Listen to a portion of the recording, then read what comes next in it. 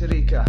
Sahabatku Ali baru beli kereta. Wow, dipandang tinggi bagai dialah raja. Hujung minggu Joli mestilah pakai Honda. Hujung bulan tiba langsung tidak kusangka Ali orang kaya gelap bermasa muka. Message WhatsApp masuk orangnya tak kuduga. Bro, can you help me nak pinjam 102? Ya, Ali kesempitan, Ali kealpaan, hanya dalam lautan dalam. Wahai kawan-kawan, jadikan pedoman, bersama kita jana keuangan. Jana keuangan, jana wahai kawan, jana keuangan. Hey, nafsu serakah memang menjarah. Orang lain ada, Ali pun tak menyerah kalah. Angkat semua brand mewah kata maruah. Kalau tak follow gaya, kau jadi sejarah. Swipe sana, swipe sini, tak ada hal der. Gosok kad kredit ini, Ali belanja. Lupa nak tanya, mampu ke? Hutang keliling pinggang menunggu masa.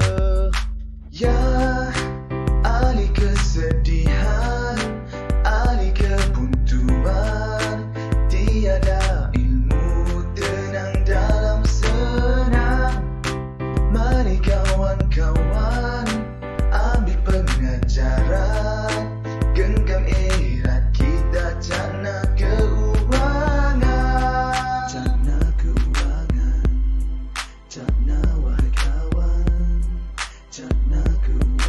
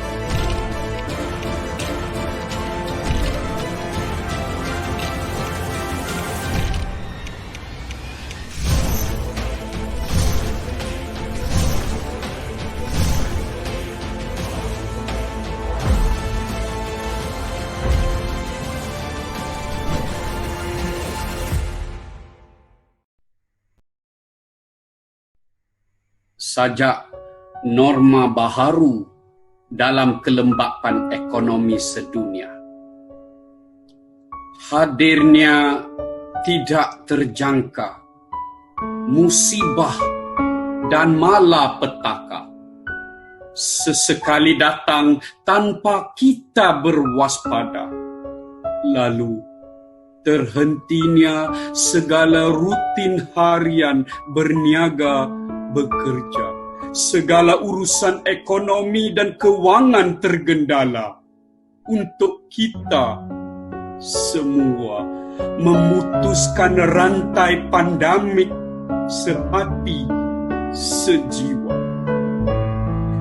Dikala pandemik bermaharajalela, bulurnya gelandangan yang tak terkata.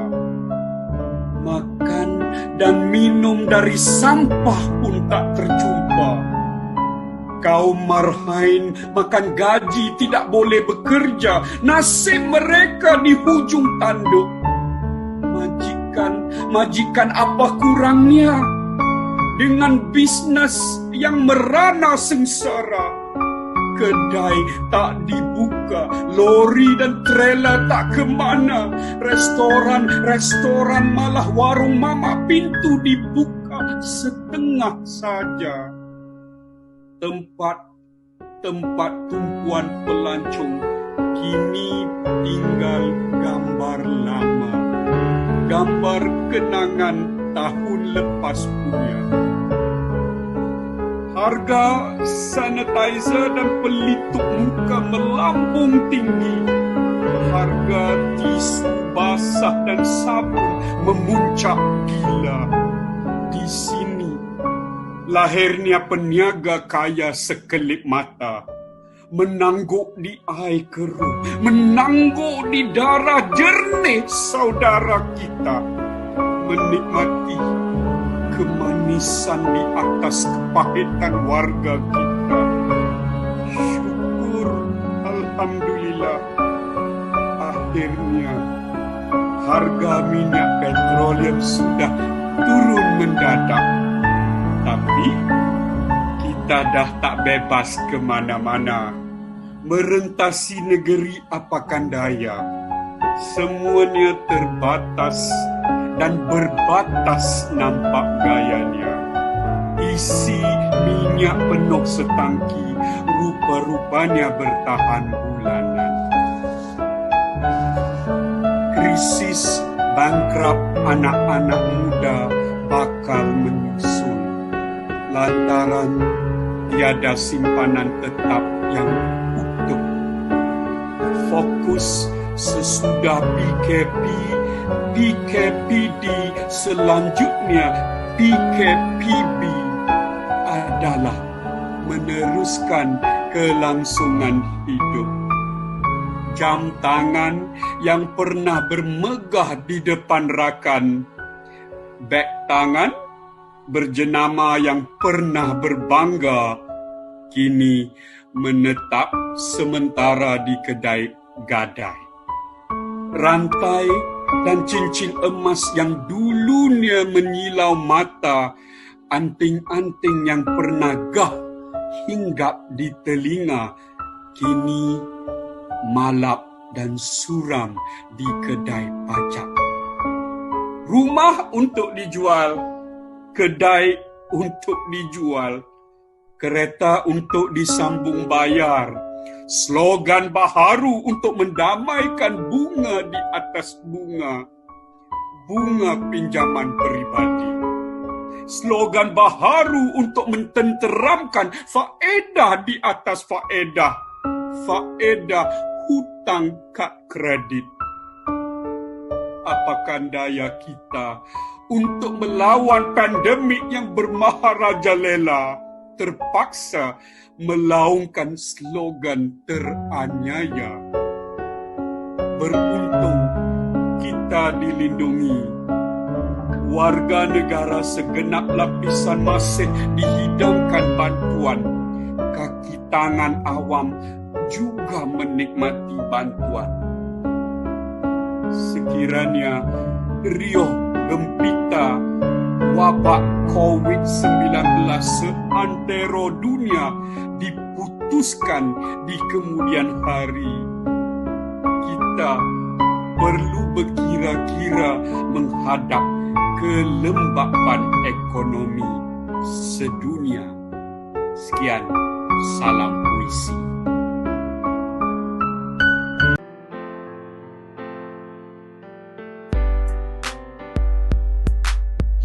Dengar sini aku punya cerita.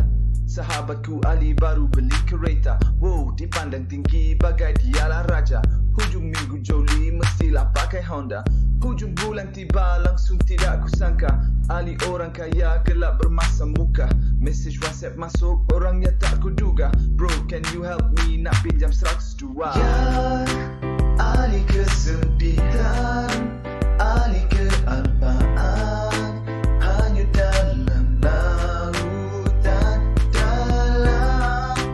Wahai kawan-kawan, jadikan pedoman bersama kita cakna keuangan. Cakna keuangan, cakna wahai kawan, cakna keuangan. Hey, nafsu serakah memang menjarah. Orang lain ada, Ali pun tak menyerah kalah. Angkat semua brand mewah kata maruah. Kalau tak follow gaya, kau jadi sejarah. Swipe sana, swipe sini, tak ada hal de. Gosok kad kredit ini, Ali belanja. Lupa nak tanya, mampu ke? Hutang keliling pinggang menunggu masa. Ya, Ali kesedihan, Ali kebuntuan. Tiada ilmu tenang dalam senang. Mari kawan-kawan, ambil pengajaran. Genggam erat kita cakna keuangan.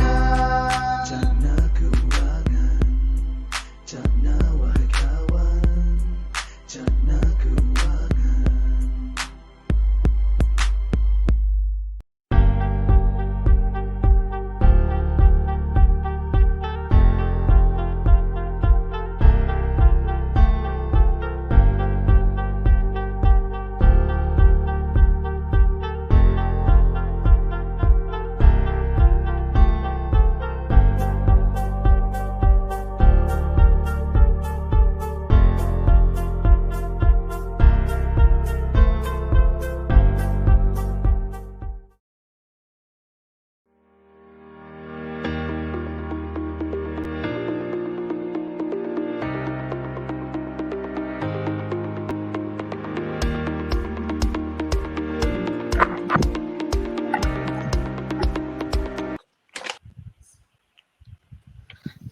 Baik. Assalamualaikum warahmatullahi wabarakatuh dan selamat malam kepada semua peserta Cakna Kewangan Summit 2022. Boleh tulis ruangan komen di dalam ruangan komen kita untuk boleh dan sebarkan juga kita punya sesi malam ini. Dan kita telah bermula program Cakna Kewangan Summit 2022 ini telah bermula sejak daripada pagi tadi. Dan berbanding dengan sesi 2 tahun yang lepas, kita telah bermula pada tahun 2020 dan 2021. Kita biasanya waktu itu kita buat 3 hari berturut-turut. Tapi berbanding dengan tahun lepas, kami telah tukar format dia kerana sekarang pun dah musim, dah bukan PKP. Jadi kita tukar format dia kepada sepanjang bulan kepada setiap hari Sabtu. Untuk bulan Oktober ini, bukan sepanjang bulan, pada bulan Oktober ini pada setiap hari Sabtu kita akan adakan program Cakna Kewangan Summit 2022 yang telah dikuasakan oleh PTPTN. Terima kasih kepada tim PTPTN kerana telah bersama kita selama 3 tahun sempurna dengan bulan menabung SSPN 2022. Okey, bersama saya pada malam ini, saya sangat bertuah. Malam ini saya dapat bersama dengan 2 tokoh yang sangat-sangat berpengalaman dalam bidang keuangan, iaitu Abang Abu Mekanik Wang kita dan juga Encik Yohada Elis Yahya daripada PNB Investment Berhad. Okey, tajuk kita pada malam ini, forum topik kita adalah pendidikan keuangan di Malaysia, di mana kita berada. Okey. Sebelum kita masuk kepada topik yang kita nak bincangkan, sedikit pengenalan untuk kita punya speaker. Yang pertama ialah Abang Abu yang kenali dengan tag name dan Mekanik Wang, adalah pengawas dan juga CEO Now Asia International yang berpengkalan di Singapura dan juga di Malaysia. Beliau mempunyai komitmen yang mendalam terhadap kerjaan golongan muda dalam bidang keusahawan dan kecerdasan keuangan. Abang Abu juga adalah Ketua Kelab Usahawan Muda, bekas Presiden Rangkaian Usahawan Muda dan Dewan Perniagaan dan Industri Melayu Singapura, dan juga seorang Toastmaster yang sangat berpengalaman dan pernah jadi Presiden lama Kelab Lengki Toastmaster, dan juga banyak keluar dalam akhbar dan juga siaran televisyen. InsyaAllah. La haula wala quwwata. Assalamualaikum Abang Abu. Sihat ke Abang Abu? Waalaikumsalam. Alhamdulillah. Boleh dengar suara? Dengar. Dengar.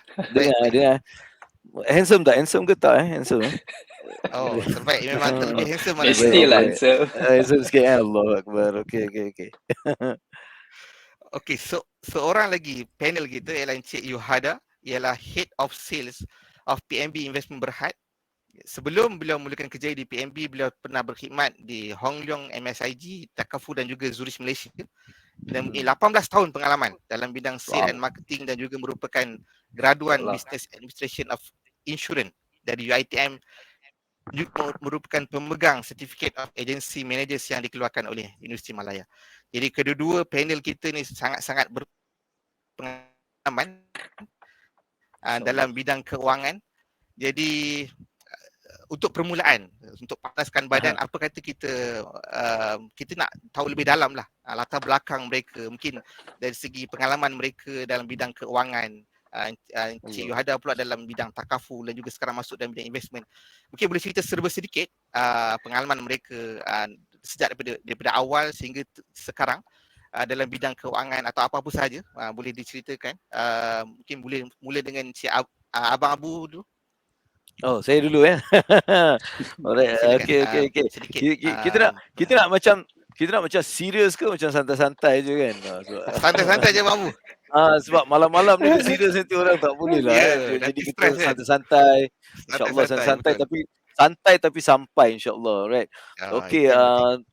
Abang Abu, sebenarnya saya ni bukanlah seorang pakar kewangan ke apa ni semua, tak ada. Saya hanya orang yang biasa, mungkin mengalami pengalaman kewangan sejak awal dulu. Jadi saya terpaksa cari jalan untuk keluar daripada kesusahan, benda-benda macam tu yang mungkin sebenarnya menjadikan saya mempunyai sedikit pengalaman yang saya kongsikan. Saya tak secara formal belajar apa-apa, tak ada. Saya tak adalah belajar sampai apa-apa, tak ada. Tapi ada pengalaman menjual menjadi ejen insurans satu ketika dulu. Saya juga bekas stock broker dekat Singapore Remiser. Saya juga involved dalam property investment. Jadi benda-benda macam tu lah. Dia lebih kepada pengalaman saya lebih kurang dalam kalau nak ikutkan sejak saya 21 selepas kehilangan mak ayah saya dalam satu kemalangan. Situlah bermulanya saya punya pencarian ilmu untuk nak jagalah adik-adik apa tu semualah. So itu sajalah. Saya bukan pakar. Saya bukan pakar, saya lebih nak belajar daripada Cik Yuhada juga. Saya insyaAllah saya hari ni datang dengan mood nak belajar, sambil tu kita kongsi pengalaman yang mungkin ada lah insyaAllah. Itu serba sedikit daripada saya. Saya berasal daripada satu tempat yang mungkin ada orang akan menyampah, tapi memang betul lah. Saya berasal daripada JDT. Satu. Wow. Saya daripada JDT, satu negeri yang saya sangat suka lah. Ni. Ramai, luaskan kuasamu. Allahu Akbar. So itulah sedikit, tapi saya menetap di Singapura, meniaga di sini dengan keluarga semua dekat sini. Tapi saya juga punya office kat KL lah. Jadi saya selalu memang macam selalulah kalau seminggu tu 3 hari 4 hari sana sini dia macam tu. So itulah serba sedikit mengenai Abang Abu. Currently saya mempunyai lebih kurang 4 perniagaan yang berlainan. Saya jadi lebih kepada meniaga lah. Training ni passion. Saya suka berkongsi, saya suka bercakap mengenai kewangan, bagi motivasi sikit kan. Tu saya punya benda lah. Tu serba sedikit mengenai Abang Abu. Terbaik Abang Abu. Sangat merendah diri sebenarnya. Padahal kalau Abang Abu ni dah lama dekat dunia keuangan ni. And even kawan dengan adalah share partner dengan Robert Kiyosaki, ada cawangan dekat Singapura. Jadi sangat berbangga lah. Tuan-tuan dan perempuan, kalau boleh tolong share lagi kita punya live supaya lebih ramai dapat manfaat untuk pada malam ni. Okey.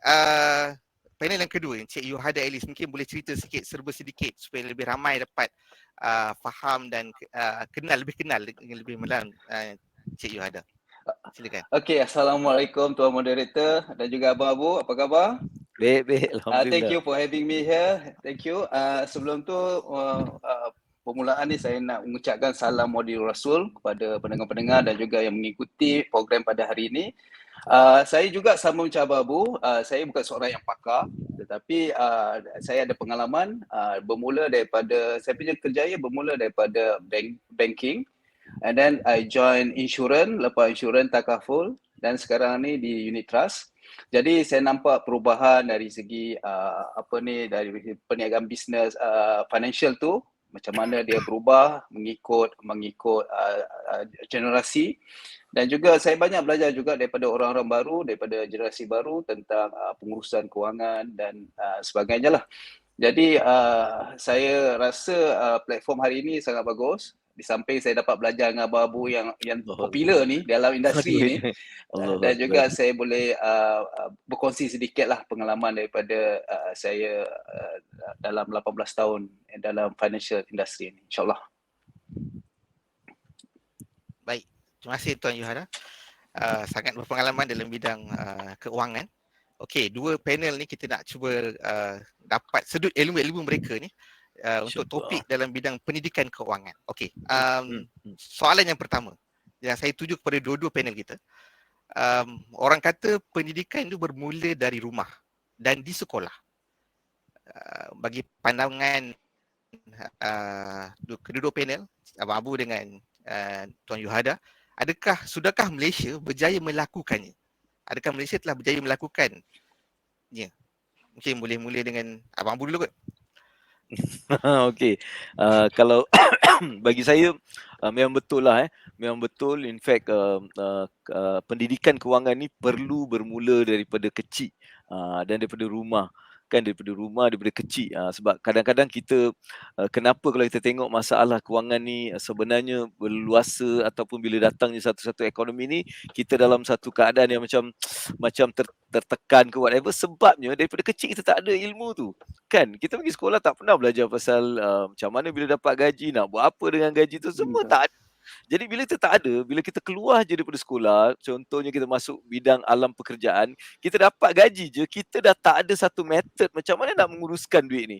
Jadi kita akan mulalah buat mengikut persekitaran kita, mengikut mungkin orang yang kita follow dan sebagainya. Jadi itu satu sebab kenapa ilmu kewangan ni perlu dijadikan satu daripada, bukan subjek satu ke kurikulum.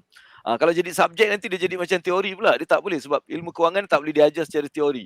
Dia perlu ada satu practical activity. Jadi dari pandangan Abang Abu, secara jujurnya Malaysia masih belum capai satu tahap yang kita boleh banggakan. Sebab kalau kita compare daripada negara-negara maju yang luar seperti Amerika, walaupun Singapura ni sendiri, saya rasa kita masih belum berada di tahap untuk membawa pendidikan ni ke sekolah. Tetapi telah ada pelbagai usaha-usaha untuk ke arah tu. Itu yang bagusnya lah. Dah ada usaha-usaha seperti macam Cakna Kewangan ni, PTPTN sendiri buat pelbagai aktiviti-aktiviti untuk menjadikan benda ni sebagai satu benda yang boleh disampaikan kepada murid-murid di sekolah lah. Jadi tapi perlu ada satu penekanan yang lebih, kata orang tu, lebih structured, lebih agresif untuk kita menjadikan ilmu pendidikan kewangan ni satu ilmu yang perlu diadaptasikan di semua sekolah-sekolah. Macam sekarang ni entrepreneurship dah jadi satu benda yang telah dipupuk dekat semua sekolah-sekolah dan universiti. Jadi sama juga perlu dilakukan dalam bidang pendidikan kewangan. Itu saya punya pandangan sebagai seorang yang melihatlah di beberapa negara luar yang saya pergi, dan saya melihat beberapa contoh. Dan di Singapura sendiri saya telah memulakan satu kurikulum untuk sekolah-sekolah rendah. Kita bermula daripada darjah 4 hingga 5 dan 6 dan sebagainya lah. Jadi itu pandangan saya. Alright, itu sajalah saya bagi pada Abang Yuhada untuk just like sampul sikit. Kalau bagi Abang Yuhada kan kena stop saya tau. Saya kalau bercakap nanti tak berhenti kan, cakap Abu kau relax je, aku sambung. Kita buat macam tu. I think I bersetuju juga dengan Abang Abu. Kita punya ni belum lagi berjaya di Malaysia ni. Tapi kebelakangan ni dalam 2014 hingga 2016, kerajaan ataupun kita punya Kementerian Pelajaran menekankan banyak tentang pendidikan kewangan ni. Baru nak ditekankan untuk generasi yang baru ni lah. Tapi masa saya sekolah dulu memang kurang lah pendedahan tu. Tapi yang paling penting sebenarnya bayi-bayi orang-orang macam saya ni lah, yang ibu bapa ni. Jadi pembelajaran ilmu pendidikan kewangan ni merupakan proses yang berterusan dan tidak terhenti di sekolah saja sebenarnya. Malah perlu diteruskan di luar sekolah. Ibu bapa dan masyarakat umumnya disarankan agar dapat mainkan peranan masing-masing untuk menyokong usaha meningkatkan pengetahuan ni. Sangat penting. Right? So mereka harus peka dengan inisiatif yang telah dilaksanakan dan memainkan peranan bagi memastikan pendidikan kewangan ini dapat diterapkan dalam generasi muda secara efektif.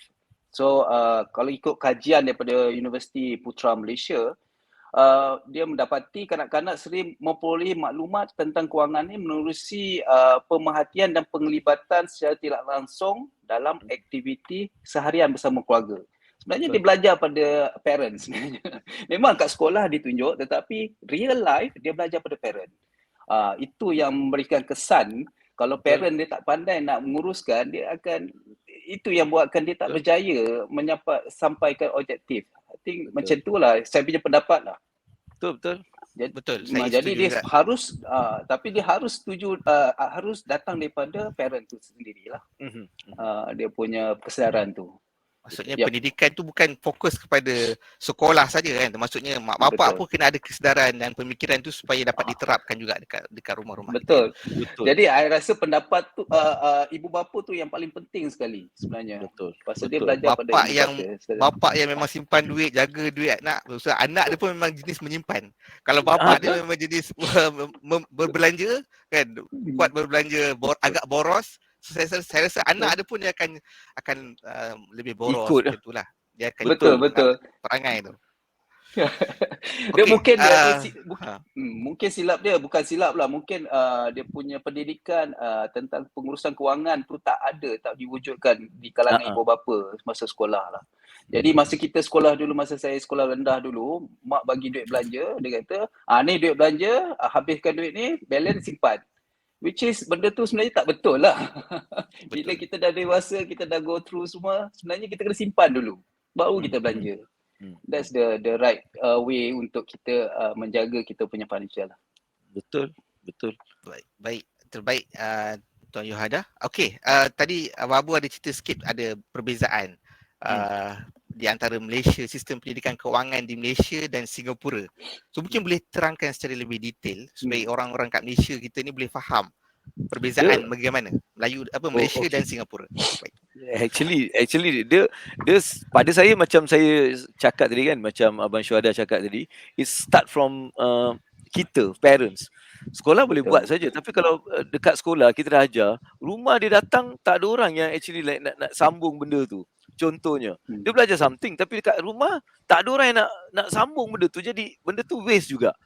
Dia sebab kalau kita nak jadikan pendidikan ni satu pendidikan yang menghasilkan something yang sangat result dia bagus, maksudnya tiga pihak kena mainkan peranan. Satu pihak sekolah tu sendiri, guru dan juga ibu bapa ni. Tiga-tiga ni mesti ada satu cara untuk diorang boleh dapat sampaikan ilmu ni dengan cara holistik supaya budak-budak ni dapat result dia. Saya buat ni dengan anak saya. Saya ada 4 orang anak tu. Saya ada 4 orang anak, tapi semua alhamdulillah dah besar-besar semua Alhamdulillah. Dah besar lah. Maksudnya yang paling kecil pun umur dah 14 dah. Yang sulung dah ada menantu lah ni. Belum lagi lah, 27 sekarang. Yang saya dalam 36 lah. Dia macam 36. Memang muda betul. Saya start benda ni sebab ini mungkin satu cara, walaupun sekolah tak ajar, kita tak boleh salahkan sesiapa. Alright, kita sebagai ibu bapa kita ambil inisiatif. Saya punya cara dia macam ni. Ini sebenarnya satu peristiwa yang sebenarnya berlaku dekat saya punya rumah. Masa tu anak saya umur dia 9 tahun. Masa 9 tahun dia pergi sekolah, dia dapatlah tempat yang terbaik lah dekat sekolah dia.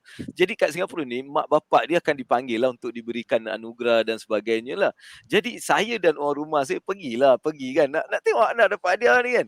Pergi tengok dan anak saya dipanggil lah, nama dia panggil. Jadi dia pun naik, dia dapatkan hadiah, dia turun lah. Dia turun, mak dia peluk lah. Mak dia peluk, dia cakap engkau nak apa-apa pun boleh sebab bangga lah kan anak dia macam kan bangga. Jadi cakap semua apa kau nak boleh.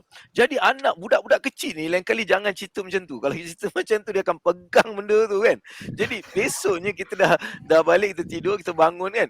Bangun pagi dia dah siap tau pagi-pagi. Pagi-pagi dia siap, tanya kenapa. Yalah semalam mak dah cakap nak pergi beli barang. Nak beli. Dia nak beli hadiah. Jadi kita nak larang macam mana kan. Jadi okeylah pergilah. Kita pun pergi lah. Pergi dekat Plaza Singapura, dekat satu tempat kat Singapura ni. Dan kita dah pergi pagi, dia plaza tu pukul 10 baru buka.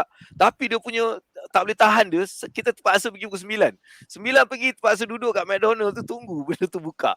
So bila dia buka, dia punya bed, dia terus masuk, dia pergi ambil satu mainan. Mainan ni satu game lah. Satu game ni $300 lebih. So dia pun ambil. Dan saya ikutlah kan pergi. Dan saya tanya dia, nak ke benda ni? Dia cakap nak. Dia gembira lah kan. Saya cakap okey kalau nak, okey jom ikut. Kan bawalah benda tu pergi dekat cashier. Dan bapak dia ni kan, bapak anak saya ni saya lah tu kan. Ni bapak yang terbaik. Saya takkan larang anak saya nak beli apa pun boleh. Kelas. Sampai je dekat kaunter tu, saya tanya dia lagi, nak ke benda ni? Dia memang happy lah, dia gembira, dia nak. Dan saya cakap satu je, kalau kau nak benda ni, bayar sendiri. Saya cakap bayar sendiri. Ada duit? Tak ada. Kalau tak ada, tak boleh beli. Sebab ini bukan keperluan. So saya tak cerita benda tu kat situ lah. Orang rumah saya pun tengok saya, dia ni gila ke apa dia ni kan. Apalah nak macam ni, dia cakap macam tu kan. Tapi saya tak peduli sebab saya nak dia faham benda tu. Jadi saya balik lah. Tak beli apa-apa. Menangis budak tu tapi kita pergilah beli McDonald balik. Sampai rumah dia terus merajuk tidur. Dia tidur lah, dia masuk bilik, dia tak nak berbual lah. Budak kecil tau, umur 9 lebih. Tapi budak kecil ni bagusnya dia tak akan simpan benda-benda ni. Dia lupa kan. Dia besoknya dia bangun, dia pagi dia dah macam tahu-tahu, dia cium-cium. Masa tu saya cakap dengan dia, apa benda Allah ni? Kan, apa tu kehendak, apa tu keperluan? Saya cakap, keperluan bapak bayar. Duit sekolah, duit itu, dia ni bapak bayar. Itu keperluan. Kehendak ni kita kena beli sendiri. Kita yang kena beli sendiri. Macam nak beli? Simpan duit lah. Kita simpan duit apa tu semua. Itu cara saya mengajar. Dan lepas tu dia tanya macam nak simpan sikit-sikit lah. 1-2 tahun baru beli. Lambat sangat. Jadi apa cara lain? Saya cakap, okey cara lain kita boleh menjana pendapatan sendiri. Macam mana? Kita boleh jual barang. Saya mulalah cerita. Dan inilah kisahnya. Dan dia masa tu dia pergi dengan mak dia. Sebab saya ni suka motivasi anak saya. Saya selalu bagi dia motivasi. Pagi kasih motivasi. Saya pegang macam tu lah kan. Motivasi. Jadi satu hari dia pergi dekat NTUC. NTUC ni macam supermarket lah dekat Singapura ni. Dia pergi tengok dekat situ ada macam postcard tau. Tapi postcard ni semua ada gambar. Jadi dia balik cakap dengan saya, Daddy, can we do motivational postcard? Cakap, bagus idea ni, asal tak boleh. Kan, saya pun duduk dengan dia, kita pergilah dekat Google, cari semua benda, duduk dengan dia, dan kita segregate, kita dapat 10 different item of like motivation ni. Lepas tu saya telefon adik saya untuk buat dia punya, macam corak-corak tu lah, design apa tu semua, panggil dia saya buat. Lepas tu baru saya keluarkan $1,000, saya buat perjanjian dengan anak saya, aku pinjamkan duit ni untuk engkau, urat dan kena bayar balik dalam masa 90 hari. Jadi lepas tu saya ambil duit tu, saya pergi buat postcard dan akhirnya postcard tu dia mula jual. Dia mula jual dekat tepi jalan, dekat sekolah, dia pun principal dia bagi dia tempat untuk jual pula. Jadi dia buat benda ni dalam masa 3 bulan dia bayar saya balik RM1,000. Dan dalam 1 tahun tu, dia memang keluar dalam magazine Ministry of Education Singapore, dia keluar sebagai 9-year-old wonder boy. Sebab apa? Dia buat $4,000. So dalam setahun tu. Tapi itu bukan apa yang saya bangga. Apa yang bestnya, lepas dia dapat $4,000 tu, kita suruh dia pergi belilah apa yang dia nak. Awak tahu apa dia cakap? Itu tak penting. Ini duit aku. Dia tak nak belanja. So dekat situ saya dapat something yang kalau like mereka dapat rasa ni, dia tahu betapa susah dia tak nak, dia tak beli. Dia cakap itu tak nak, ni duit dia nak jaga, dia nak kembangkan. Dan itulah permulaannya. Alhamdulillah lepas tu dia buat buku dia sendiri, dia punya business dan sebagainya. Saya tak nak cerita benda-benda tu, tapi the idea is like it started from us. Dan inilah juga menyebabkan saya bawa benda ni pergi jumpa dekat sekolah-sekolah untuk bagi tahu dia orang, like kita perlu bawa ilmu ni. Memang saya dapat tentangan pada awalnya. Bukan senang setahun, 2 tahun saya pergi, tak ada orang nak layan saya sebab dia cakap apa pasal nak ajar budak-budak pasal duit. Ajarlah pasal maths ke, science ke, whatever kan. Ni apa benda Allah ni kan. Tapi saya memang usahalah. Dan akhirnya alhamdulillah Allah izinkan saya untuk buat kat satu sekolah di mana saya buat untuk sekolah-sekolah anak-anak ni kan, dia sekolah menengah lah. Dekat situlah saya punya breakthrough. Lepas tu saya tunjuk apa yang berlaku dengan diorang ni, dan akhirnya saya mulakan dengan darjah 4 kita buat masa lepas habis exam. Lepas habis exam je kita ada satu program kewangan yang akan dijalankan. Begitulah bermulanya, sampailah 3 tahun saya buat dekat 18-20 sekolah saya buat, dan akhirnya Singapura punya kerajaan menjadikan financial literacy ni mesti adalah satu topik yang perlu diajar di sekolah. Lepas itulah bermulanya kurikulum dekat sekolah-sekolah tu. Itulah sedikit apa yang berlaku dekat Singapura ni untuk inilah untuk kita ambil mungkin something yang kita boleh buat sama-sama ya, itu saya punya ni lah. Menarik sekali. So Singapura lagi lebih advance 5 tahun daripada Malaysia. Saya rasa pasal you lebih kepada darjah 4 dah tahu tentang pengurusan kewangan. Jadi di Malaysia tak ada lagi sampai itu. Dia masuk menengah baru kita dapat open tentang perancangan kewangan ataupun pendidikan tentang kewangan ni. Jadi I rasa dia patut mula pada awal. Betul tak Babu? Betul. Even kalau kita tengok dekat US dia dah ada dekat preschool level. Preschool level dah ada pendidikan kewangan. Tapi dia taklah ajar ekonomi apa tu sama. Betul. Macam contohnya budak 4-5 tahun, dia suruh lukis je. Dia suruh lukis gambar duit. Dia mula benda tu. Dia jadi benda tu dah ada. Dia punya kurikulum. Saya ada kurikulum daripada preschool up to university. Saya ada kurikulum untuk untuk mengajar anak-anak ni. So itu something yang ini memang dah advance. Memang dah advance. Kalau dekat negara-negara maju ni memang dah ada benda tu, tapi Malaysia perlu kita adaptasikan, dan kita perlu jadikan benda ni lebih lagi dengan masa-masa yang akan datang ni, dia akan jadi lebih canggih tau. Ilmu kewangan akan jadi lebih kompleks dengan adanya kripto, dengan adanya blockchain, dengan adanya pelbagai benda-benda ni. Kalau kita tak didik daripada awal, dia akan jadi satu benda yang macam menyukarkan diorang. Jadi saya sangat ingin melihat Malaysia akan move forward dengan benda-benda macam ni lah, insya-Allah. Abu-abu kita ni aset Malaysia ni. Allahu akbar. Betul. Tapi menarik sekali cerita tu lah, sebab dia bermula dengan macam mana mengecewakan anak tu, tapi tapi memberi motivasi, kefahaman kepada anak tu selepas dia tak dapat apa yang dia nak, harga 300 US dollar tu kan, dan lepas tu dapat belajar sendiri dan dapat duit. Jadi actually berdasarkan kisah pengalaman tu dapat ajar anak dan jadi silibus, sangat-sangat menarik bagi saya. Saya tertarik ada satu pegangan orang tua bagi tahu budak-budak ni dia tak boleh pegang duit banyak sangat. Betul ke? Abang Yohada mungkin boleh explain sikit kot. Saya setuju juga. Kanak-kanak di Malaysia lah, tak tahu tempat lain, di Malaysia memang kalau boleh jangan pegang duit banyak-banyak lah. Sebab I think yang perkara yang pertama yang ketimbul macam tadilah anak babu cari game dulu. Contohnya dia nak mencari apa yang dia punya kemahuan, bukan keperluan. Pasal ilmu tu tak ada kat situ. Dia akan start dengan apa dia nak dulu. Basikal ke, benda-benda macam tu. Jadi budak-budak tak boleh duit banyak. Betul kata Piramli tu. Dia kecuali mungkin kalau macam anak abu-abu lah, mungkin dia dah cari kerja dulu. Dan saya mendidik dia untuk dia ada target. Pada masa umur 9-10 tahun tu, dia ada target untuk capai 1 juta masa dia umur 19 tahun. Itu target yang saya letakkan supaya dia mula ke arah tu. Bukan kita biarkan dia, kita bagilah ilmu, ajar sedikit. Macam saya ada sedikit pengalaman dalam saham, sedikit pengalaman dalam property. Jadi kita juga ajar dia bisnes dan sebagainya. Jadi saya rasa itu ilmu. Ilmu kita tetapkan supaya dia macam ada some vision. Oh, dia nak capai benda ni. Dan kita perlu bagi tahu dia kenapa kau perlu capai benda ni supaya dia faham. Bukan kita nak jadi dia, tapi kita juga ajar dari segi kau kena kena bagi infak sikit. Bulan-bulan kita kena infak dekat sini, kita kena sedekah dekat sini, kita kena ambil. Jadi kita pupuk benda-benda ni daripada awal supaya duit tu dia boleh kawal. Jangan nanti dia dah besar, duit tu kawal dia. Tu yang jadi susahnya. Jadi daripada kecil kita dah ajar dia untuk kawal duit ni supaya duit tu tak akan mengawal kita. Kan? So itu pada Abang Abu, sebab itulah pendidikan awal daripada sekolah-sekolah ni perlu dijadikan satu kurikulum yang perlu dihadiri lah, insya-Allah.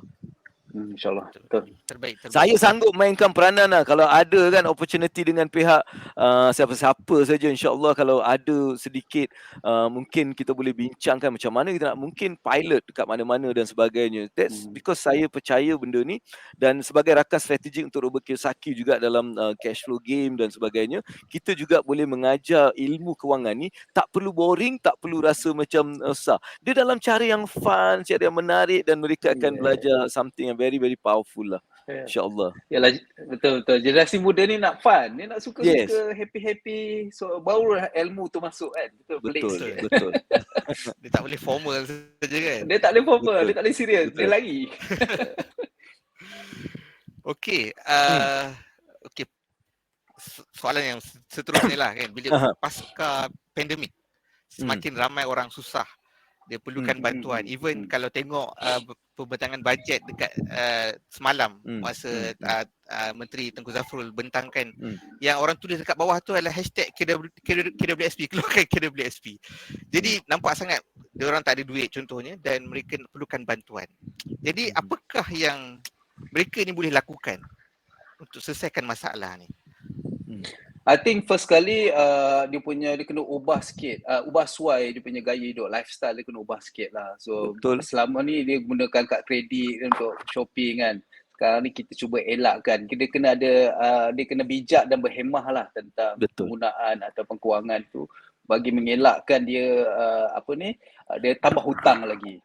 Jadi itu ubah suai sedikit, sebab pandemik ni memang bagi kesan yang sangat mendalam lah untuk semua orang, especially orang di Malaysia ni lah. Disebabkan ni benda baru, orang tak pernah berdepan lagi. Jadi kalau kita still maintain lagi lifestyle yang dulu, mungkin kita akan terlibat pada hutang-hutang yang membebankan lah. Itu satulah. And then of course berjimat cermat tu satu budaya yang ialah senjata yang paling ampuh digunakan apabila berada dalam situasi ekonomi sekarang ni. Langkah tersebut perlu diterapkan supaya meringankan beban ekonomi keluarga. Right? Kalau tak ada berjimat cermat ni, dia masalah juga. Kan? Dia memang perlu ada jimat cermat ni. So saya nak bagi sikit pantun lah. Pergi ke belukar memasang pukat. Pulangnya lewat di hujung petang. Jikalau sentiasa berjimat cermat, rezeki secupak terasa segantang. Allahu Akbar. Betapa pentingnya cermat ni kan, berjimat cermat ni. Betul tak Abu? Betul. Sangat betul. Very good. Saya tak gerti nak jual pantun pula ni. Kalau tak saya boleh beli. Kalau Abang nak jawab pantun boleh. Tak gerti. Masalahnya tak gerti. Saya orang dulu saya ingat berpantun, habis saya cakap, dia cakap, "Bang, ni bukan pantun ni sajalah, bang." Jadi kita tak tahu. Awak JDT pandai pantun tau. Allahu Akbar. Tapi betul lah, saya setuju, sebab saya rasa benda ni memang patut kita bincangkan, sebab ramai orang dalam kedudukan mereka memerlukan bantuan. Sebab apa? Dengan pandemik, dengan ekonomi yang tak menentu ni, dengan inflation yang sedang meningkat, dan benda-benda ni menjadikan orang perlukan bantuan. Jadi untuk tu Abang Abu ada dua strategi. Satu, dia macam main bola kan. JDT kan cerita bola kan. Satu, bila kita dah kena ni, kita nak comeback balik. Macam mana kita nak buat comeback? Itu saya nak bagi satu. Lepas dah comeback, tahun 2023, 2024 ni, macam mana kita nak attack pula? Dia ada dua benda yang saya nak kongsi kan. Mungkin kalau ada masa saya boleh kongsi macam mana nak comeback. Dan bagi yang mendengar ni, apa kata, like you share benda ni dengan ramai member-member lain, sebab saya rasa benda ni akan bantu mereka.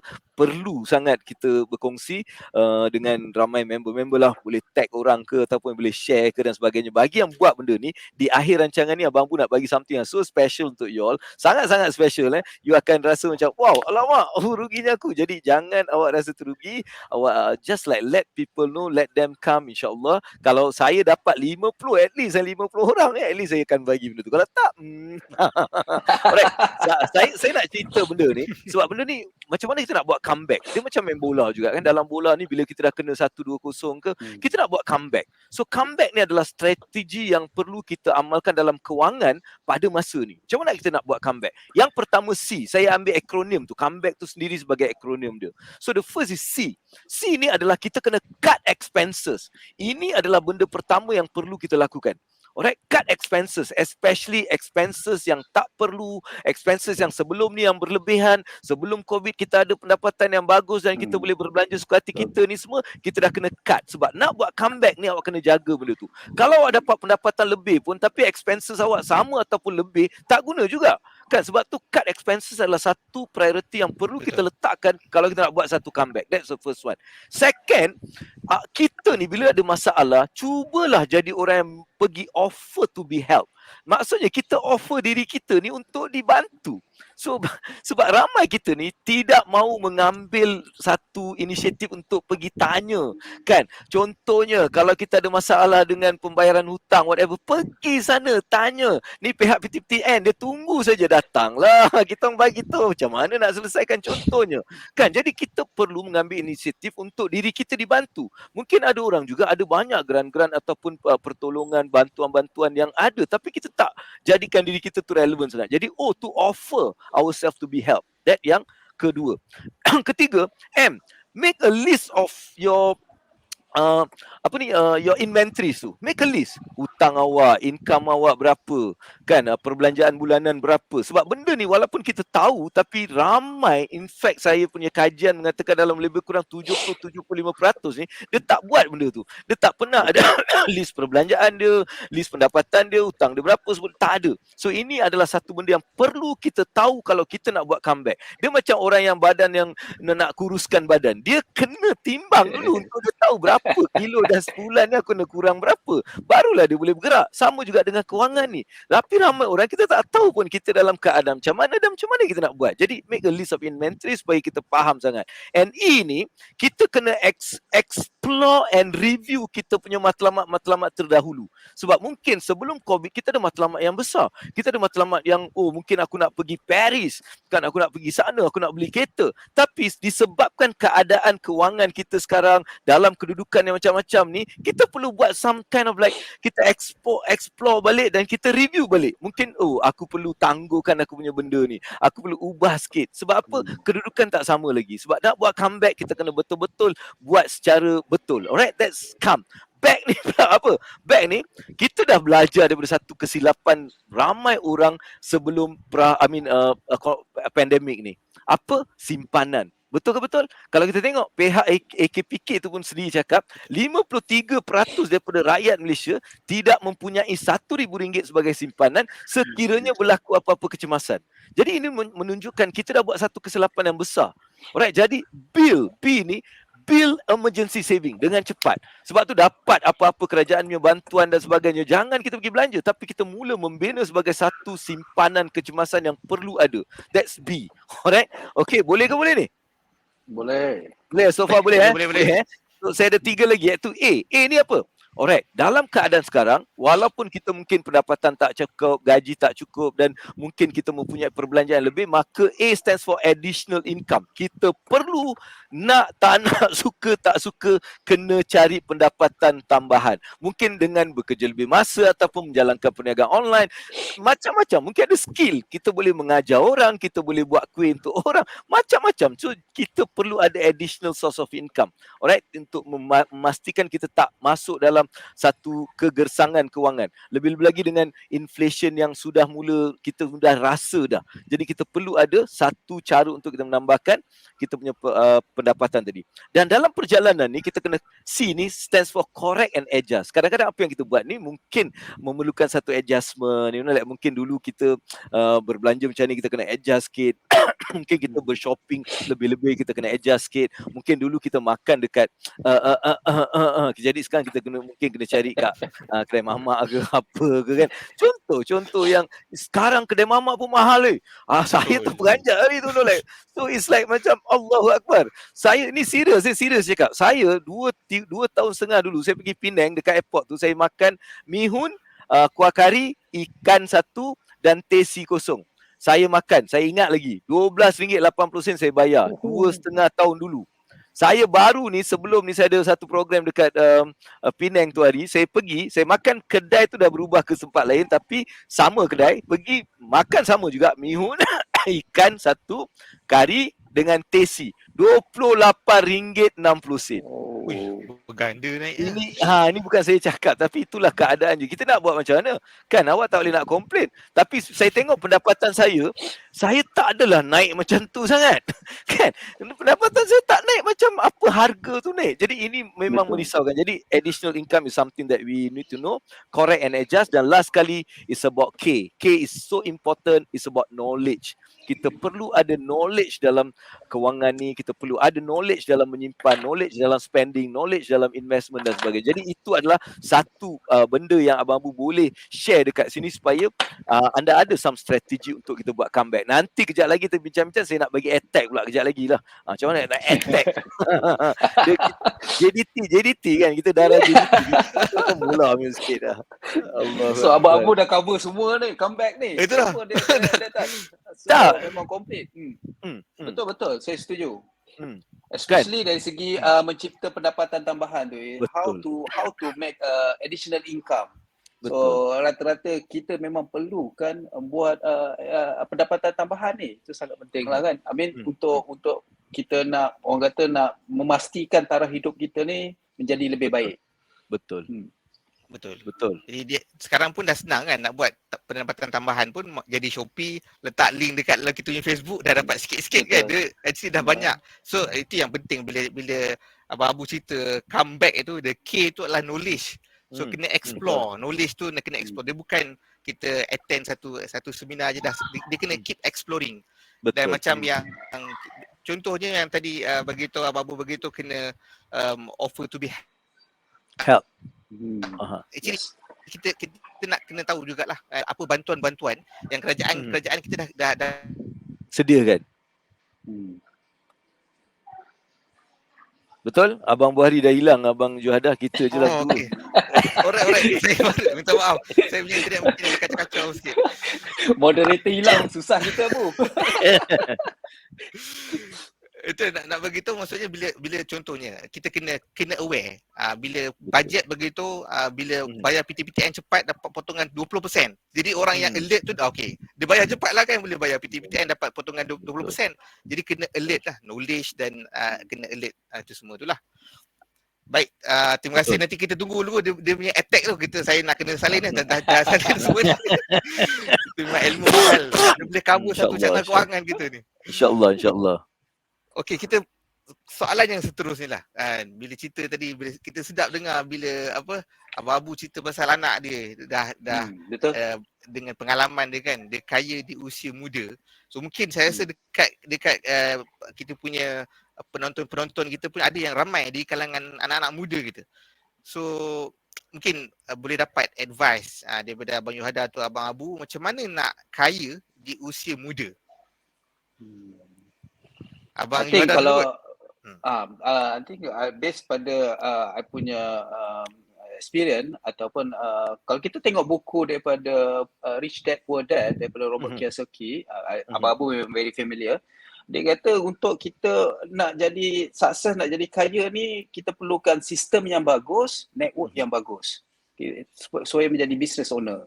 Jadi itu kalau nak jadi kaya muda, kebanyakan ni menggunakan konsep business owner. Ya, dia kena ada sistem yang bagus dan juga network yang bagus. Dia tak perlukan sesuatu benda yang modal yang besar lah. Tapi dia kena ada sistem yang bagus. Jadi kalau kita nak menuju orang kata milenial yang muda ni, kebanyakan ramai sekarang ni, surprisingly memang ramai orang muda yang kaya-kaya ni, dia punya konsep very simple. Sistem yang bagus, network yang banyak.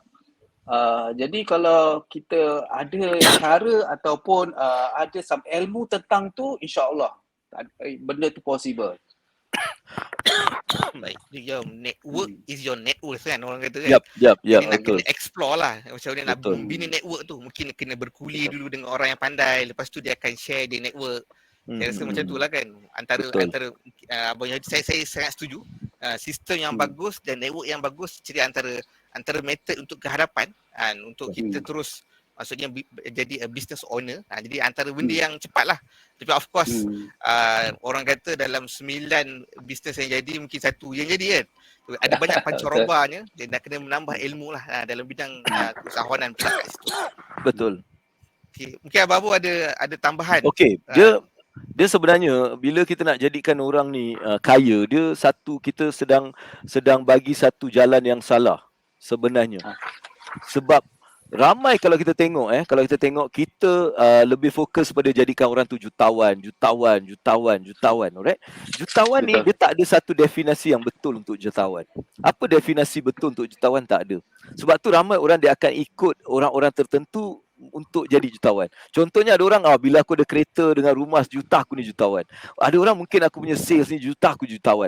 Mungkin ada orang aku ada harta sejuta aku jadi jutawan. Jadi tak ada satu definisi yang sebenarnya untuk nak bagi. Jadi ramai orang confuse. Sebab tu ada orang dia cakap aku jutawan, lepas 2 tahun tak ada lagi juta. Dia dah jadi macam jadi wartawan pula. Jadi harta dia tak ada. Dia maksudnya bukan saya nak apa, tapi saya nak bagi tahu itu adalah mungkin satu pendedahan yang sebenarnya kita kena ubah.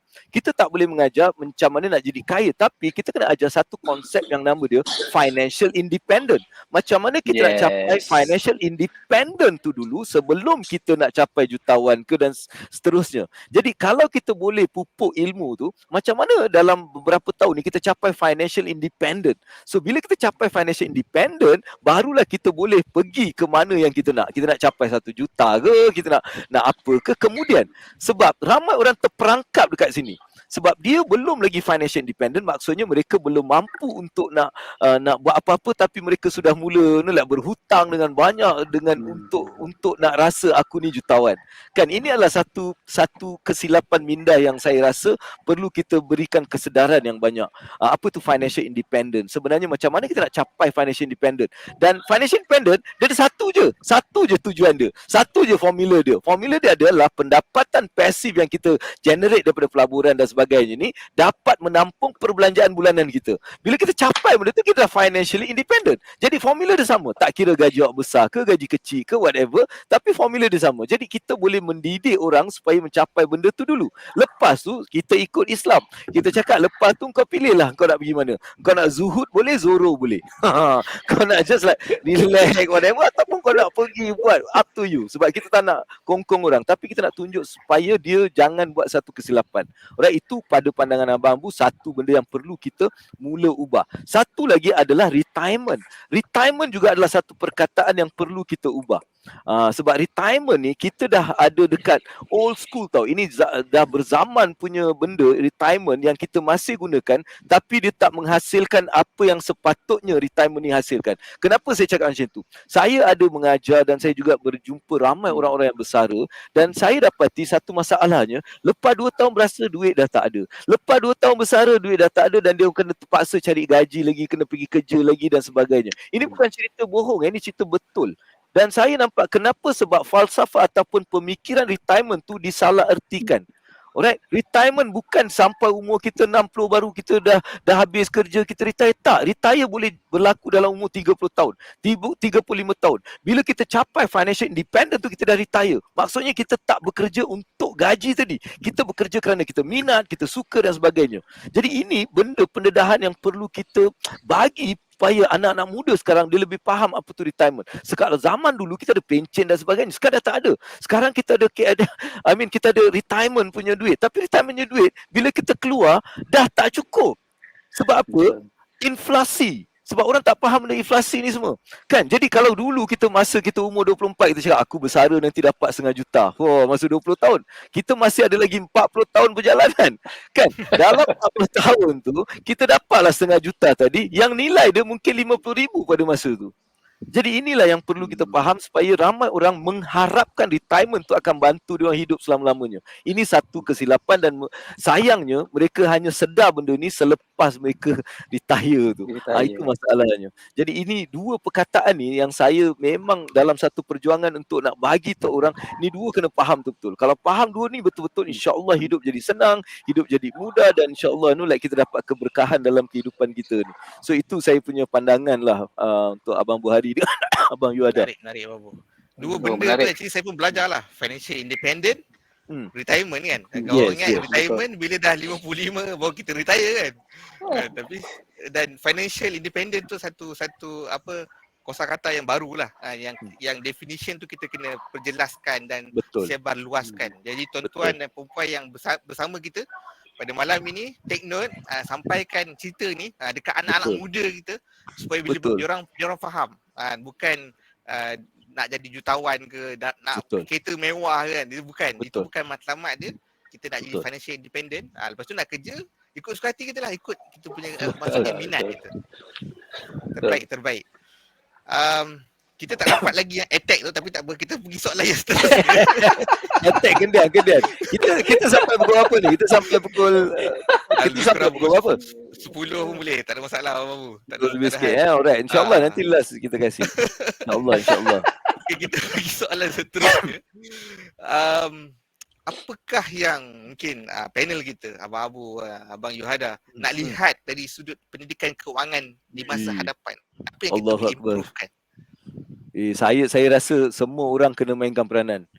Alright, sebab ini adalah untuk masa depan tau. Siapa anak-anak kita, anak cucu kita nanti yang akan dapat manfaat daripada perjuangan ni. Saya nak minta PBM Abang Yuhada daripada mana? Public PMB. Pelaburan Mara Berhad. Pelaburan Mara. Join dengan Abang Bu. Kita sama-sama buat. Nampak belakang saya ni ada satu game ni yang kita boleh bawa untuk orang belajar secara promo. Kita pergi sekolah-sekolah, kita pergi universiti, kita buat something supaya mereka dapat some kesedaran. Right, ini pastinya kita jadikan satu fardu kifayah untuk kita, untuk kita pergi untuk buat. Sebab saya sangat percaya benda ni penting. Dan saya anti dengan orang mengajar pelaburan, tak, tapi kita belum bersedia untuk kita nak pergi terus ke pelaburan. Sebab kita belum ada satu sistem, dia macam buat bangunan lah kan. Kalau kita tengok KLCC Tower kita ni tinggi, memang full power, orang datang suka, dia gah kan. Tapi tahu tak kenapa dia gah? Ramai orang dia cuba buat KLCC dekat tanah kosong, dia nampak aku pun nak buat satu. Tapi dia tak gah, dia boleh jatuh. Sebab apa? KLCC ni dia korek dalam ni.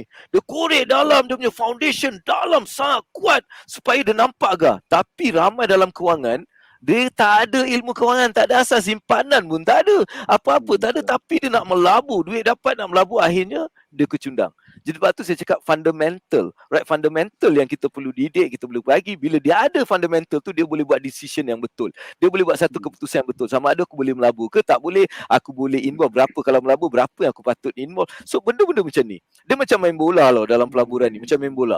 Dan main bola, Abang Yuhada tengok JDT dia turun padang, mesti ada satu goalkeeper. Kan? Satu goalkeeper, defender, midfield, striker. Tak pernah kita tengok satu tim dia turun 11 goalkeeper, tak ada. Ataupun kita tak pernah tengok satu tim 11 striker, tak ada. Kan? Dia kena ada satu sistem baru boleh main. Kalau dulu masa Abang Yuhada, Abang Buhari kita main bola dulu kat kampung, kita turun ke padang, first kali kita tanya budak-budak member-member kita tanya, siapa boleh main keeper? Siapa boleh main keeper? Betul tak? Selagi kita belum jumpa keeper, kita tak boleh main. Kan? Lepas kita dah settle baru kita boleh main. Jadi pentingnya dalam ilmu kewangan, simpanan itu, keeper itulah simpanan. Alright, simpanan dia adalah satu bentuk goalkeeper. Lagi mantap kalau 6 bulan tu macam reserve. Kalau setahun tu kira setahun perbelanjaan simpanan tu macam goalkeeper Piala Malaysia. Kalau kita ada 2 tahun simpanan macam EPL ni lah, world level punya simpanan. So kita kena mula faham dia tu. Lepas tu defender. Kita kena ada defender. Defender adalah pelaburan yang tidak berisiko. Contohnya kita letak dalam certain benda-benda yang tak ada risiko. ni like macam contoh emas ataupun pelabur-pelabur yang tak adalah risiko. Kemudian kita ada midfield ni dia jaga permainan. Jadi dia mengawal tau. Kalau masa kena attack dia turun, masa nak attack dia bantu. Sama juga dalam pelaburan kita kena ada yang mid term. Contohnya macam unit trust tadi. Kita ada unit trust yang lebih berjangka masa panjang. Melabur dalam hartanah dan sebagainya, berjangka masa panjang. Dia akan stabilize kita punya keadaan satu. Last kali baru kita ada striker. Striker ni lah yang sebenarnya macam dia important untuk buat gol, tapi dia berisiko tinggi. Contohnya nak main saham ke, nak main forex, saya tak ni lah. Tapi nak main saham ke, ataupun kita nak melabur dalam apa-apa, even perniagaan tu sendiri adalah satu bentuk risiko dari segi striker. Jadi kita perlu ada satu susunan. Baru kita macam ada satu plan untuk bermain. Lepas tu kita kena tengok umur kita. Kalau umur kita dah 50, janganlah kita nak main striker pula banyak. Kan? Cuba bang, cuba bayangkan kita umur 50 kita main striker dengan budak-budak. Budak-budak tu cakap apa tu? Pakcik, turun bawah lah pakcik. Betul. Supaya kita macam nampak, ini sebenarnya bola ni boleh kita ambil dan letakkan dalam pengurusan kewangan kita dan sebagainya. Jadi itu saya punya pandangan tidak dari segi pelaburan. Jadi it's all again macam mana kita boleh bergabung, macam mana kita ajak siapa-siapa yang mungkin nampak benda ni. Sebenarnya dekat Malaysia ni ada macam FE tu dah buat something, tapi saya rasa masih cukup, tidak meluas.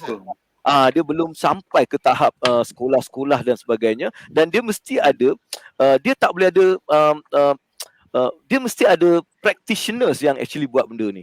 Dia tak boleh ada macam cikgu dan sebagainya, tak boleh buat. Dia kena ada practitioner, orang-orang yang memang dalam industri tu yang kena actually mulakan proses ni. Jadi saya bersedia kalau public Mara Berhad ni dia macam let's do something together dengan Cakna Kewangan ni.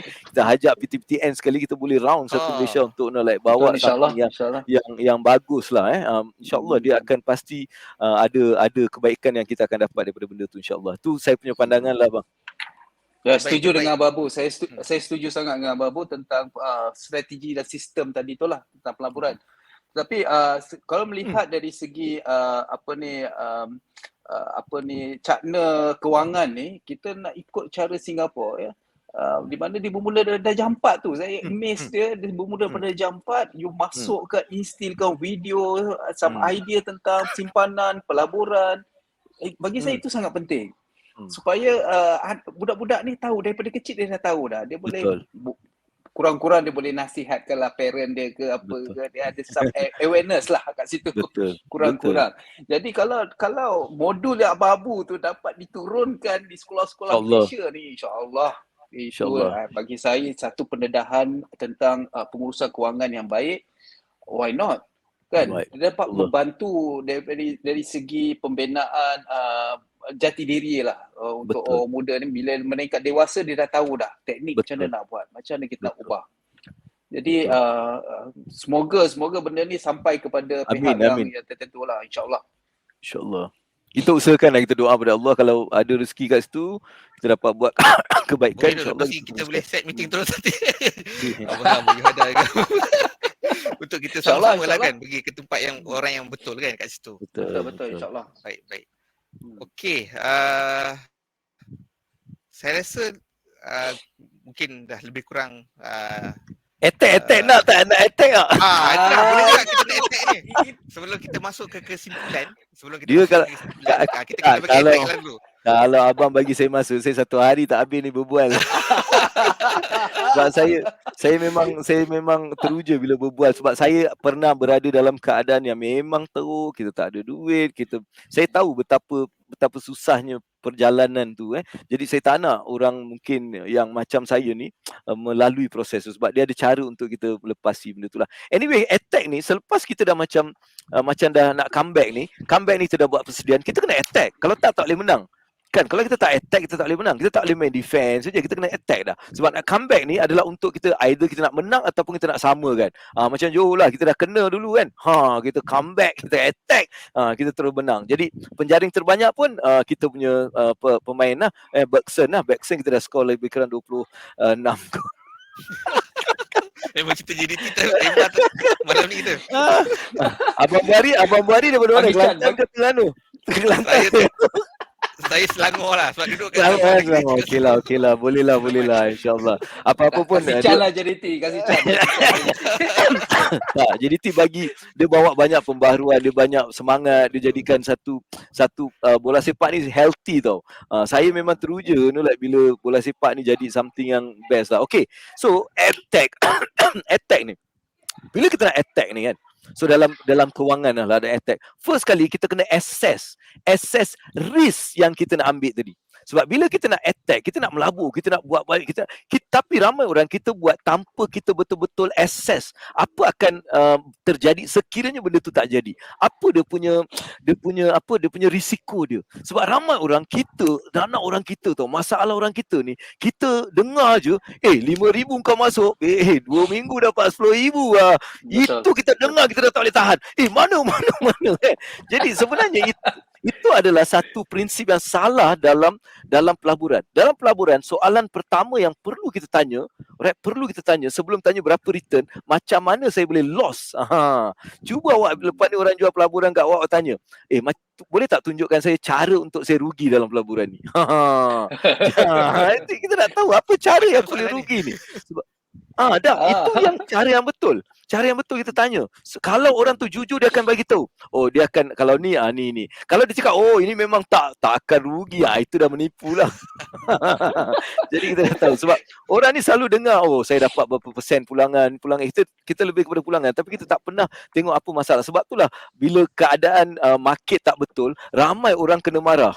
Dulu kan dia dah jual macam ni, dia cakap pasal ni orang tak faham, kau cakap dulu macam ni, sekarang macam ni. Jadi itu masalah. Jadi lebih baik kita tanya soalan apa yang boleh menyebabkan rugi. Assess that, alright? Itu satu. Kedua, dalam kita nak attack ni, kita kena take new challenge. Kita kena mula mengambil satu cabaran-cabaran baru. Kalau dulu kita tak tahu nak melabur, kita kena belajar melabur. Kalau kita dulu duduk simpan mungkin dekat satu tempat je, tak boleh. Kita kena ambil ilmu baru. Sekarang kita kena belajar pasal mungkin nak buat online, mungkin nak dapat pendapatan online macam mana. Macam mana aku nak boleh monetize aku punya skill ni? Macam mana aku nak buat pelaburan ni? Pelaburan adalah satu benda yang perlu kita buat. Kalau tak, awak tak boleh nak dapat pulangan. Betul tak? Lebih-lebih lagi inflasi akan mungkin meningkat dan meningkat kalau awak tak hanya bergantung pada simpanan awak dalam satu keadaan yang mungkin berbahaya. Jadi kita perlu cari ilmu. Jadi that's number 2. Take new challenge. Tak apa. Kadang-kadang bila saya cakap take new challenge, janganlah awak ada 100,000 awak terus masuklah konon-konon lah. Tak. Ambil dulu sedikit. Mula fahamkan benda tu. Dulu belajar sikit. Alright. Lepas tu baru kita dapat some confidence. Alright. Dia kena bayar tu accessories dulu. Dia accessories then take new challenge. Alright. Ketiga, alright, ini untuk orang berkerja. Train in new career. Train yourself for new career. Train yourself for new career. Sebab apa? Kita punya career ni mungkin tak akan kekal. Kita tak tahu sekarang punya zaman ni, dia tak ada macam orang yang boleh bekerja 30 tahun, 40 tahun dah. Tak ada lagi lah. Sekarang, budak-budak sekarang pun tak nak. Aku nak kerja 6 bulan dah, aku belah, aku pergi cek tempat lain. Like, people are going. So, you need to always keep yourself, train new career, new benda, cari apa benda-benda baru dalam dunia ni. Contohnya kat Malaysia ni, coders. Tak ada coding. Coding ni people tak ada. Banyak tak ada. Right? Tapi kita go into digital punya world. We need a lot of coders and all of digital people yang kita boleh create. This is something yang kita kena.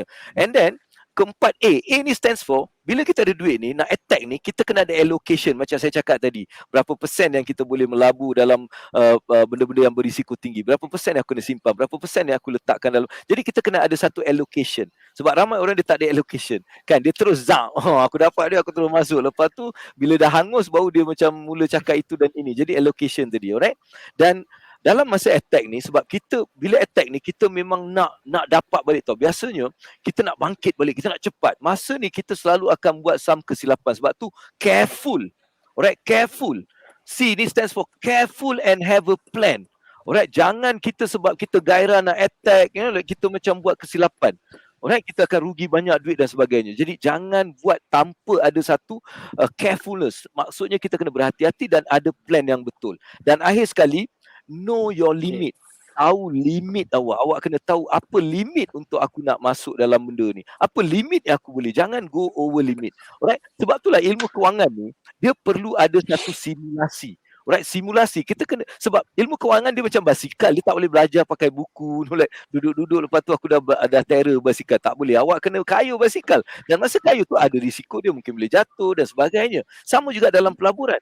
Right? Tapi pelaburan ni berbahaya sebab kalau kita buat silap kat situ mungkin boleh memakan tahun untuk kita kembali. Sebab tu saya macam saya janji tadi Abang Buhari dengan Abang Yuada, apa yang saya janji tadi, nampak tak kat belakang ni game ni.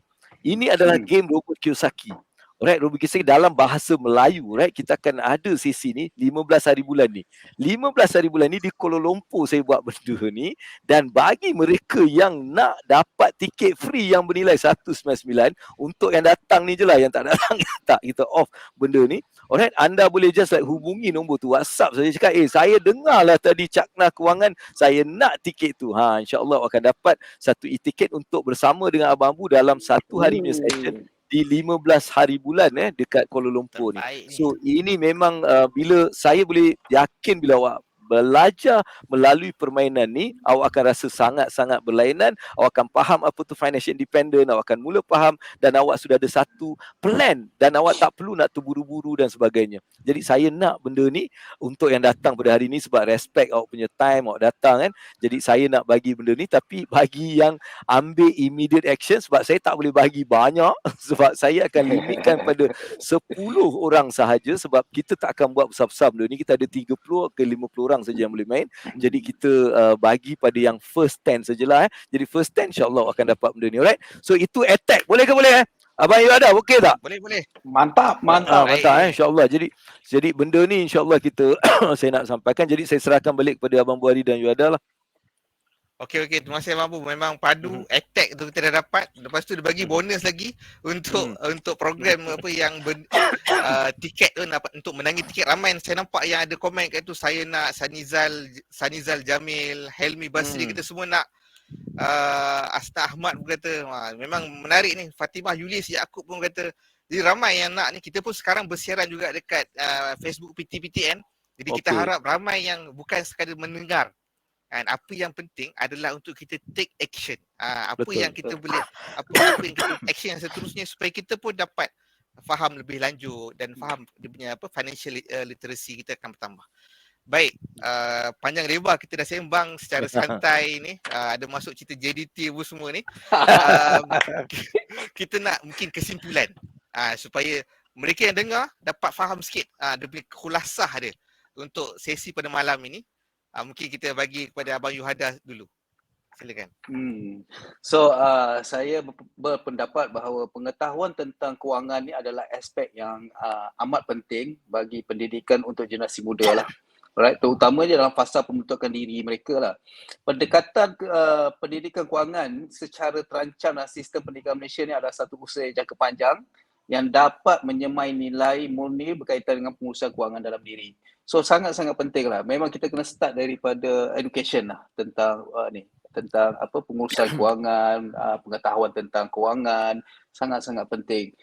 Biasanya kita dulu masa kecil-kecil memang tak terdedah pada benda-benda macam ni. Itu yang saya rasa macam alamak, budak-budak sekarang ni dia dedahkan. Tapi zaman-zaman saya dulu sekolah tahun 80-an, memang tak ada pendedahan macam ni. Jadi kita end up jadi itulah tak terkawal.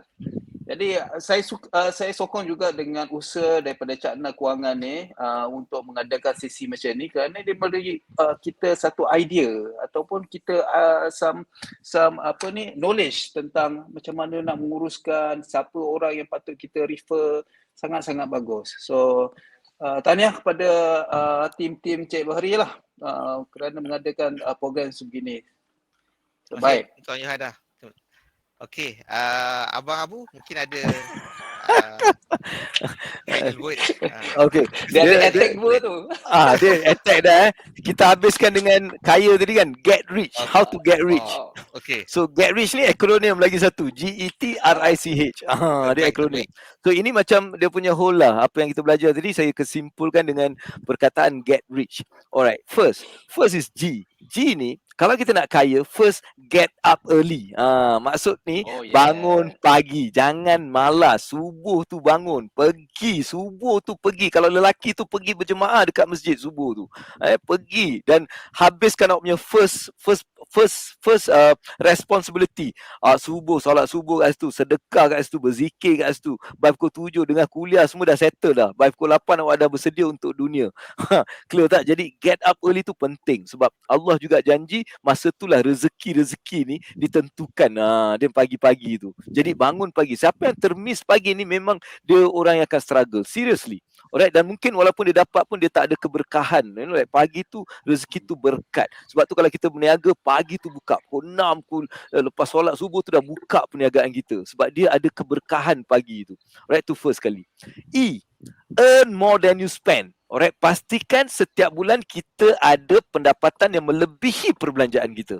Sebab kalau perbelanjaan kita kurang daripada, lebih daripada pendapatan, itu dah ada masalah. Memang tak boleh kaya. Dia nak kaya ni every month pendapatan mesti lebih daripada perbelanjaan. Earn more than you spend. Saya tak cakap spend less than you earn. Saya cakap earn more than you spend. Maksudnya saya tak cakap awak kena belanja sikit. Tak, awak nak belanja RM10,000, pergilah belanja, tapi make sure awak dapat RM15,000. Awak nak belanja RM20,000, pergilah belanja RM20,000, tapi pastikan awak dapat RM25,000. Alright, so spend earn more than you spend. That's GE. Macam saya cakap tadi, train yourself one financially valuable skill. Pastikan awak mempunyai satu lagi atau dua lagi sumber pendapatan lain. Sebab awak kena train yourself financial valuable skill. Awak kena mula pastikan ada skill-skill yang boleh menjana duit, monetize. So that is T. R ni macam sekarang ni, resource network. Kita perlu membina satu network, rangkaian yang positif, rangkaian yang ada ilmu, rangkaian yang ada opportunity. Maksudnya kita kena membina resource network. Bukan kawan-kawan kita semua yang memang tak boleh pakai. Tak boleh juga. Kita perlu ada kawan-kawan yang boleh pakai, yang faham tak? Sebab resource ni penting, resource network. Sebab tu Nabi pun pesan, kalau kita nak bersama, dapat something, kita kena bersama dengan golongan tersebut supaya kita capai benda tu. Tapi kita kena sentiasa lah. Orang cakap, saya tak seberapa setujulah benda ni kan. Orang cakap kalau kita nak kaya, kita kena bersama dengan orang kaya sajalah. Tak, kita bersama dengan dia tapi hati kita bersama dengan orang miskin. Supaya kita sentiasa tahu betapa kita ni bersyukur dengan nikmat Allah bagi. Kalau kita dengan orang kaya je ni, kita sentiasa akan rasa dendam, benci je. Itulah, kita dah ada red lambu, kita tengok yang lain tu ada jet, kita cakap celaka aku ada lambu je. Maksudnya kita bila bergaul dengan orang-orang kaya je, kita punya rasa kesyukuran tu tak macam bila kita berada dengan orang miskin ni. Jadi itu R lah. I ni invest, kena invest. Awak kena invest, awak kena belajar. Tapi saya cakap sebelum invest, belajar. Alright, belajar to get invest tadi. And C, charity. Alright, pastikan kita perlu sebab apa pun kita buat ni akhirnya kita akan mati. So lebih baik apa yang kita ada ni dia akan berguna selepas kita mati. Jadi charity. Kita bring balik di bulan mulia ni di bulan Nabi Muhammad ni, alright, Maulud ni kan, kita ingat balik sahabat-sahabat macam mana perjuangan mereka dalam kewangan ni. Saya ada satu formula 13. Kita berjuang untuk 13 tu. Tu formula 13. Tu dah kejap lagi dah habis ni. Dan H ni adalah habit. H ni habit. Jadikan 6 yang saya cakap tu sebagai habit. Dia bukan sekali-sekali buat. Dia habit. Dia kena jadikan habit sampai benda tu dia jadi macam habit. Dia bukan satu paksaan lagi. Dia habit. Kan? Bukan paksa diri kita bangun pagi tau. Dia dah habit. Memang bangun pagi. Kan every month memang akan belanja. Dia jadi habit. Jadikan 6 ni habit. InsyaAllah kita akan dalam perjalanan untuk mencapai kekayaan yang betul. Kekayaan yang actually tenang. Dia bukan kekayaan yang takut. Kekayaan yang tenang. Alright. Formula 1313 ni adalah satu perjuangan saya. 1313 ni adalah satu formula sahabat-sahabat tau. Di mana alright, dia bila contohnya macam ni kalau kita capai tahap tu kita dah best tau. Contohnya saya dapat pendapatan saya RM3,000. Contoh. Janganlah terus buat benda ni. Jangan pula terus buat. jangan dia Allah cakap apa tau?